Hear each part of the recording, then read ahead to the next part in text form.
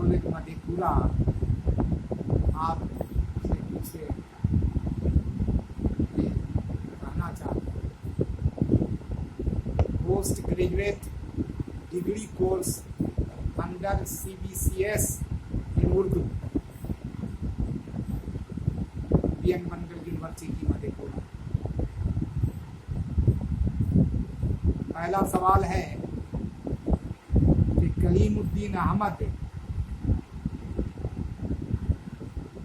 का नजरिए तनकीद दुनियाए तनकीद में कलीमुद्दीन अहमद की शख्सियत बहुत हंगामा खेज है। ये CC फर्स्ट का है, ये आपके सिलेबस में है। बहुत हंगामा खेज है कलीमुद्दीन अहमद की शख्सियत दुनियाए की तनकीद। उन्होंने तनकीद पर मुतअद्दिद किताबें लिखी।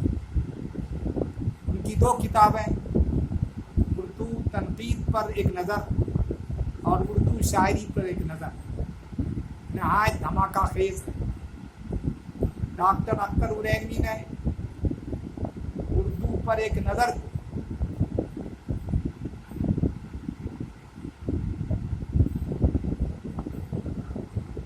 डॉक्टर अख्तर उरैनवी ने उर्दू पर एक नज़र को माशर खेज कहा।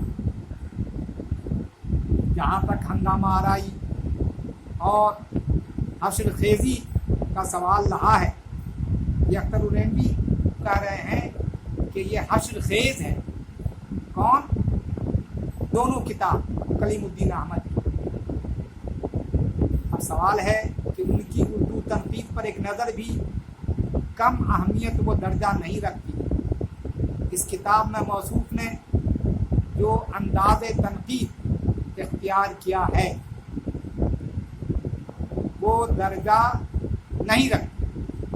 इस किताब में मौसूफ ने जो अंदाज़ तनकीद इख्तियार किया है वो नहायत इख्तिलाफी है। जब ये किताब मंजर आम पर आई तो कुछ लोग उसे देखकर महव हैरत रहे, हैरत ज़दा हो गए कुछ लोग, और कुछ लोग दंदानी शिकन जवाब देने के लिए मैदान में कूद पड़े, और कुछ हजरात ऐसे भी थे जो कलीमुद्दीन अहमद के नजरियों से मुत्तफिक हो गए।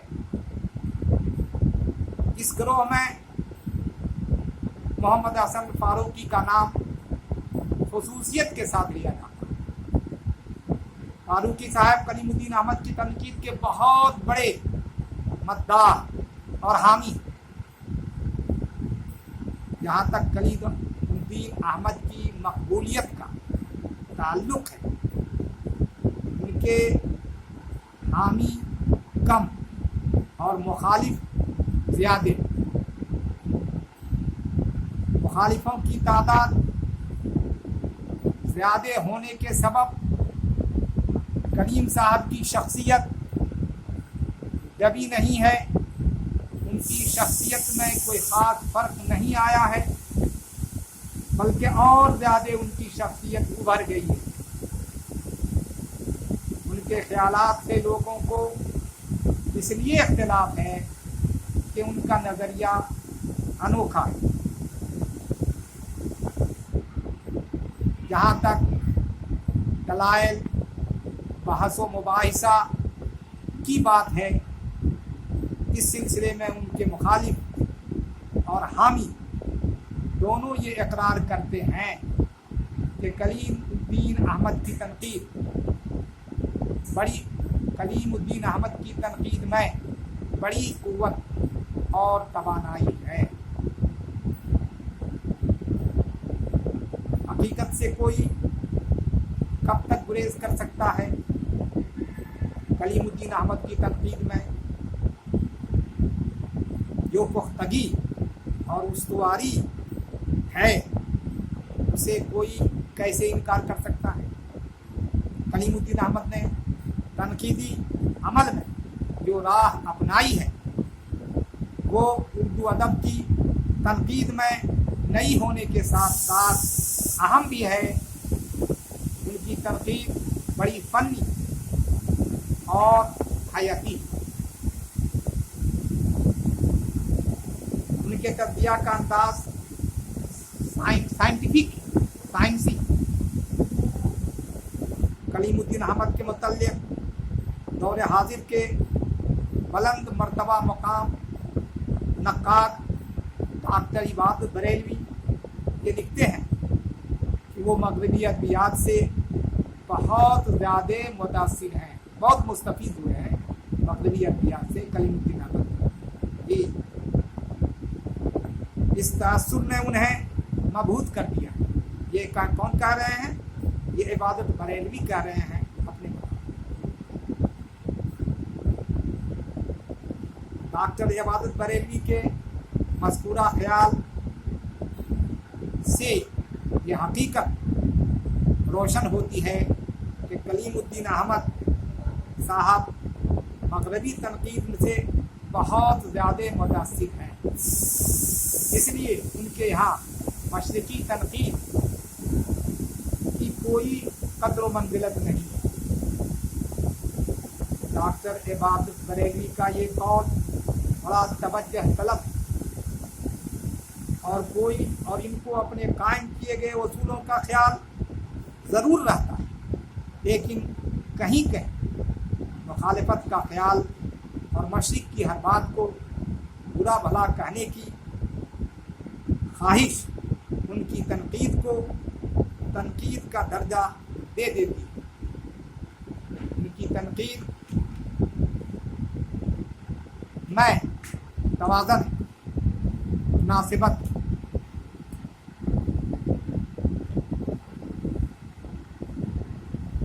और साथ ही साथ अब्दुल शकूर साहब कलीमुद्दीन अहमद के मुताल्लिक़ ये ख्याल रखते हैं कि उनकी तनकीद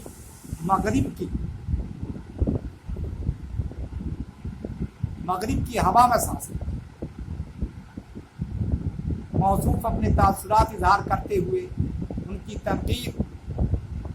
तनकीदी खराबियों का जिक्र इन अल्फाज में करते हैं। वो कहते हैं कौन? अब्दुल शकूर साहब कलीमुद्दीन अहमद साहब उर्दू और अंग्रेज़ी पर बड़ी गहरी नज़र रखते हैं और मुताला की वुसअत उन्हें तमाम ताज़ा तरीन अदबी तहरीकात से वाकिफ़ कर दिया है। वो बड़ी जुरत और हिम्मत से अपनी राय का इजहार दूसरों के सामने करते हैं और इस सिलसिले में बड़े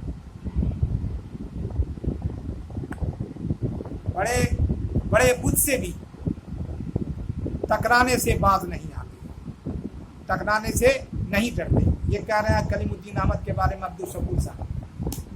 सुदूर बाला में पेश किए गए मुख्तलिफ ख्यालात से एक बात ज़रूर समझ में आती है कि कलीमुद्दीन अहमद को अदब पर कुदरत हासिल, कलीमुद्दीन अहमद को लिटरेचर पर पूरा कुदरत हासिल है, पूरी अबूरियत हासिल है।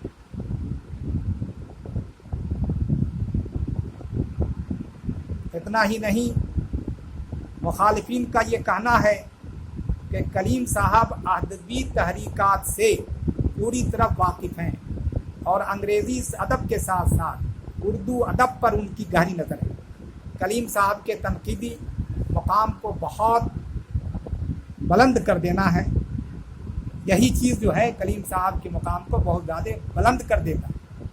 वैसे भी अदबी दुनिया में कलीम साहब की इनफरादियत बिल्कुल मुसल्लम है। उन्होंने उर्दू शायरी पर एक नज़र में शायरी की हकीकत के बारे में, उसकी माहियत और ज़रूरत वगैरह पर इख्तिसार के साथ जो कुछ कहा है और मुआज़ना की ऐसी मिसालें पेश की हैं जैसे उर्दू में उस तरह की और कहीं कोई मिसाल नहीं मिलती है। पूरी किताब का तनकीदी मेयार अब तक के तमाम उर्दू नक्कादों के मेयार से ज़्यादा बुलंद। कलीम साहब जिन उसूलों को लेकर चले उन्हीं के मातहत पर हर जगह तनकीद नहीं करते, اس کتاب میں دو قسم کے اصول کے ساتھ ساتھ چلتے ہوئے نظر آتے ہیں، ایک یورپ کے کلاسیکی اصول اور دوسرے وہ آفاقی اصول جو ہر صاحب ذوق اور صاحب شعور کے مذاق سلیم کے پس منظر میں کار فرما ہوتے ہیں۔ اول قسم کے اصولوں سے جب وہ ادب کو جانچنے کے لیے بیٹھتے ہیں تو ہر فرد شاعری اول قسم کے اصولوں کو پرکھتے ہیں۔ جب وہ ادب کو جانچنے بیٹھتے ہیں تو ہر فرد شاعری کو ناقص ہی پاتے ہیں، مگر وہ دوسرے قسم کے اصولوں سے جانچنے پر ہر صاحب سخن کی خصوصیات کی ایسی تنقید پیش کرتے ہیں جن کی اردو میں مثال نہیں۔ انہوں نے شاعر کو یا شاعری کو محض ایک اعلیٰ تصور کیا ہے، قوم کو پیداوار کرنے اور اسے ترقی کا خواہش مند بنانے کا وہ اس میں کامیاب بھی ہوئے ہیں۔ وہ اپنے لیے بہترین قومی شاعر کا مرتبہ بھی حاصل کر لیا ہے۔ اپنی کتاب اردو شاعری پر ایک نظر میں انہوں نے بڑی گہرائی اور تفصیل و صراحت کے ساتھ اردو شاعری کا جائزہ لیا ہے۔ اس میں شعراء کے کلام پر تنقید بھی کر ڈالی ہے اور ان کا موازنہ و تجزیہ بھی کرنے کے بعد تنقید کے کسوٹی پر پرکھ کر اردو شاعری کے معیار کا فیصلہ کیا ہے۔ کلیم صاحب کے نزدیک شاعری ان عناصر سے عبارت ہے جو انسانی روح کی بالغی کا سبب بنتے ہیں۔ ترقی پسند تحریک کے دور میں شاعری کو پروپیگنڈا کے طور پر استعمال کیا گیا ہے۔ کلیم صاحب نے ترقی پسندی کے اس کو روبہ زوال قرار دیا اور انہوں نے بتایا ہے کہ شاعری نہ تو پروپیگنڈا کے لیے ہے اور نہ سیاسی مقصد کے لیے۔ کلیم صاحب نے اچھی شاعری کے لیے جن اعلیٰ فنی قدروں کو ضروری قرار دیا ہے اور جن قیمتی تجربات وہ احساسات کی باتیں کہی ہیں، صحیح معنوں میں وہ ایسی چیزیں ہیں جن کے بغیر نہ کوئی شاعری اعلیٰ ہو سکتی ہے اور نہ اس کا کوئی معیار مقام بن سکتا ہے۔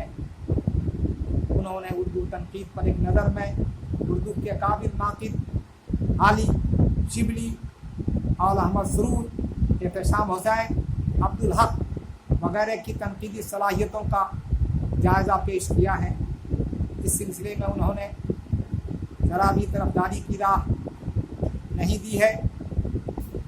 علی کو بہرحال نقاد اور ان کو معرکۃ الاعلیٰ کتاب مقدمہ شعر و شاعری کو تنقید کی پہلی کتاب تسلیم کرنے کے باوجود جہاں کمی نظر آئی ہے وہاں ذرا بھی کوتاہی نہیں کی ہے، بلکہ بے باکی کے ساتھ اس بات کی نشاندہی کرتی ہے۔ یہی حال شبلی، سرور اور عبدالحق وغیرہ کے ساتھ بھی ہے۔ کلیم الدین احمد صاحب مغربی ادب سے متاثر ہو کر یا مشرق سے بھی، یہ اختلافی بحث ہے، اس کی تفصیل کا موقع نہیں ہے۔ دیکھنا یہ ہے کہ ان کی تنقید اپنے اندر تنقیدی صلاحیت رکھتی ہے۔ ایک ناقد کا فریضہ ہے اسے دوران تنقید جو نظر آئے اسے دیانتداری سے پیش کر دے، یعنی جس پر تنقید لکھ رہا ہو اس کی تمام خوبیوں کو، ان کی تمام خوبیوں کا ذکر ہمدردی اور ساتھ ہی ساتھ فراخ دلی کے ساتھ کر دے، ساتھ ہی ساتھ جو خامیاں نظر آئے ان کی نشاندہی بھی نیک نیتی کے ساتھ۔ اس قاعدے کے پیش نظر کلیم الدین احمد کو اگر دیکھا جائے تو ہمیں ان کی ذات سے کوئی شکوہ نہیں، کوئی شکایت نہیں ہوگی۔ انہوں نے اردو تنقید پر ایک نظر میں یہ حقیقت عیاں کر دیا ہے، نقادوں کے اصولوں پر، تنقید پر جو بحثیں کی ہیں، ان کے مطالعے سے یہ بات صاف ظاہر ہو جاتی ہے۔ دیکھنا یہ ہے کہ ان کے اندر اپنی تنقیدی صلاحیت کے کتنے جوہر ہیں۔ ایک ناقد کا فریضہ ہے کہ اسے دوران تنقید جو نظر آئے اسے دیانتداری کے ساتھ، ایمانداری کے ساتھ وہ پیش کرتے، یعنی جس پر تنقید لکھ رہا ہو اس کی تمام خوبیوں کا ذکر ہمدردی اور فراخ دلی سے کرے، ساتھ ہی ساتھ وہ خامیاں نظر آئے ان کی بھی نشاندہی بھی نیک نیتی سے کرے۔ اس قاعدے کے پیش نظر کلیم الدین احمد کو اگر دیکھا جائے تو ہمیں اس کی ذات سے، ان کی ذات سے کوئی شکوہ نہیں ہوگا۔ انہوں نے اردو تنقید پر ایک نظر میں نقادوں کے اصولوں پر، تنقید پر جو بحثیں کی ہیں، ان کے مطالعہ سے یہ حقیقت عیاں ہو جاتی ہے کہ وہ اردو تنقید کو مغربی تنقید کا ہم پلہ دیکھنا چاہتے ہیں۔ یہی وجہ ہے کہ انہوں نے اکابرین کی تنقیدوں کو یکسر ناقابل اعتبار قرار دیا ہے۔ ہماری ذاتی رائے یہ ہے کہ کلیم الدین احمد دور حاضر کے بلند قامت ناقد، انہوں نے اردو تنقید پر ایک نظر لکھ کر اردو نقادوں کو غفلت سے بیدار کر دیا ہے۔ کلیم صاحب کی بے باکی قابل آفری، ایک ناقد کو جس لباس میں رہنا چاہیے کلیم صاحب اس میں ہیں۔ ان کی باتوں سے اگر کسی کو بھیجا دکھ ہوتا ہے اس کا کوئی علاج نہیں، کیونکہ کلیم صاحب کسی پر بے بنیاد تنقید نہیں کرتے، بلکہ جس کسی کے متعلق جو کچھ لکھتے ہیں اس کی شہادت میں حوالے بھی پیش کرتے ہیں۔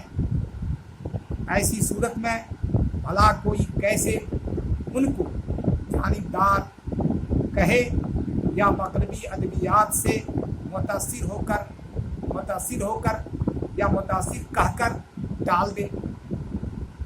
دیانت کا یہ تقاضا ہے کہ حقیقت پر پردہ ڈالا جائے، بلکہ حقیقت کو یوں کا توں پیش کیا جائے اور دن کو دن کہا جائے، رات کو رات کہا جائے۔ کلیم الدین احمد کی نافسانہ اہمیت روز روشن کی طرح عیاں ہے۔ انہوں نے تنقیدی دنیا میں اپنا پرچم اتنی بلندی پر نصب کر ڈالا ہے کہ جس کی اب تک کوئی بھی ناقد اس کی برابری نہیں کر سکا ہے۔ وہ ایک بلند مقام ناقد ہے، اس میں کوئی شک و شبہ کی گنجائش نہیں ہو سکتی ہے۔